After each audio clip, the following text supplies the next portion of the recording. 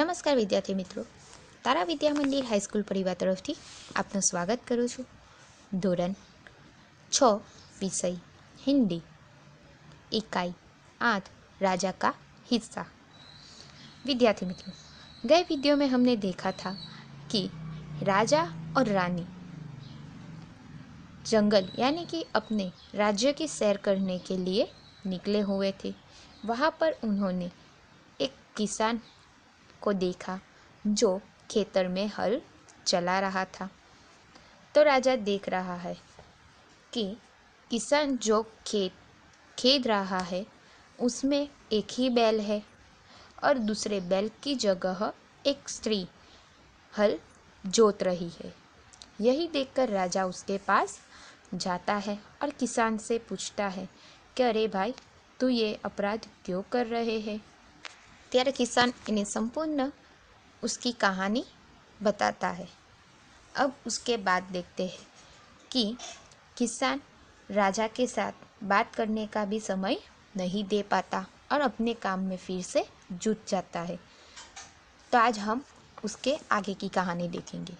राजा भोज उसके साथ साथ चलने लगे। अपने काम के प्रति किसान की लगन देखकर राजा भोज बहुत प्रभावित हुए। वह बोले, भले आदमी, इस प्रकार तो तुम्हारी पत्नी थक जाएगी और थकावट की वजह से कोई दूसरा कार्य भी नहीं कर सकेगी। यानी राजा भोज पेला किसान ने कहे छे के हे किसान, तारा कार्य प्रत्येनी जे लगन यानी कि तारी जे काम करवानी तत्परता छे ए जोईने हूँ तारी पर प्रसन्न छूँ।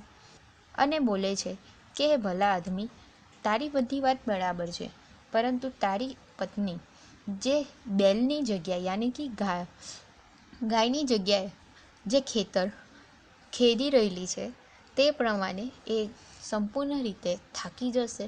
જેના કારણે થકાવટના કારણે બીજું કાર્ય પણ નહીં કરી શકશે। કિસાન બોલા, તો ફિર तुम ही बताओ मैं क्या करूं। तो किसान सामे राजा ने प्रश्न करे, तो तमे ज बताओ कि હવે હું શું કरूं। राजा ने कहा, तुम मेरे साथ चलो, मैं अपना एक बैल तुम्हें दे देता हूँ, मगर इतनी देर मुझे काम रोकना पड़ेगा, तुम ही बैल ला दो। किसान बोला।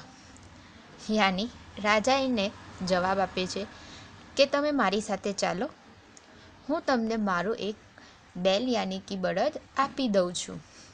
પરંતુ કિસાને સામેથી જવાબ આપ્યો, તે એટલી વખતમાં મારું કામ અટકાવવું પડશે, ત્યાં સુધી મારું કામ કોણ કરશે, તમે જ બોલો।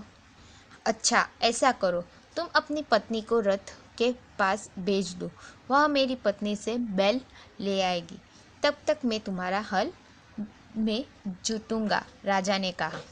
यानी राजा एनी बात समझी गयो, कहे छे चल सारू, पेला रथमां मारी पत्नी बेसेली छे।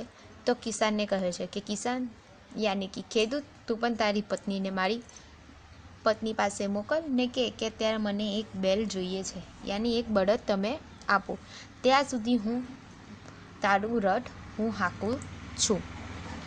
किसान इस बात पर राजी हो गया। राजा भोज हल में जुट गए और किसान की पत्नी रथ के पास चली गई और रानी को सारी बात बता दी। यानी किसान એ વાત પર મંજૂર થઈ જાય છે કે હા, તમે અત્યારે હલ જોતો, ત્યાં સુધીમાં મારી પત્ની રાની પાસેથી જઈને બળદ લઈ આવશે।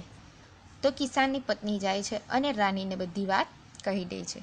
रानी ने पूरी बात सुनकर कहा, तुम्हारा बैल तो कमज़ोर होगा, वह हमारे बैल का साथ नहीं दे सकेगा।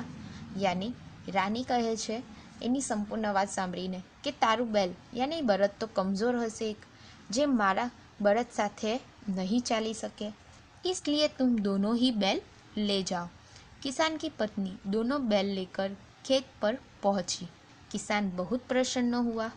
राजा भोज ने कहा, अगर कभी कोई दिक्कत हो तो मेरे पास आना, कहकर राजा भोज ने उससे अपना परिचय दिया। तो किसान बहुत शर्मिंदा हुआ।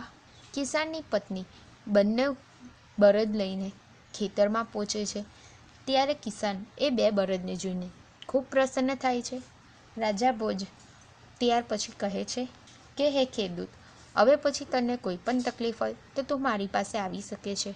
એમ કરીને રાજા ભોજે પોતાનો પરિચય આપ્યો. હવે એ પોતે એક સ્વયં રાજા જ છે. એ સાંભળીને કિસાનને પોતાના કાર્ય પ્રત્યે ઘણી શर्मिंदगी यानी कि इन्हें शर्म महसूस थी.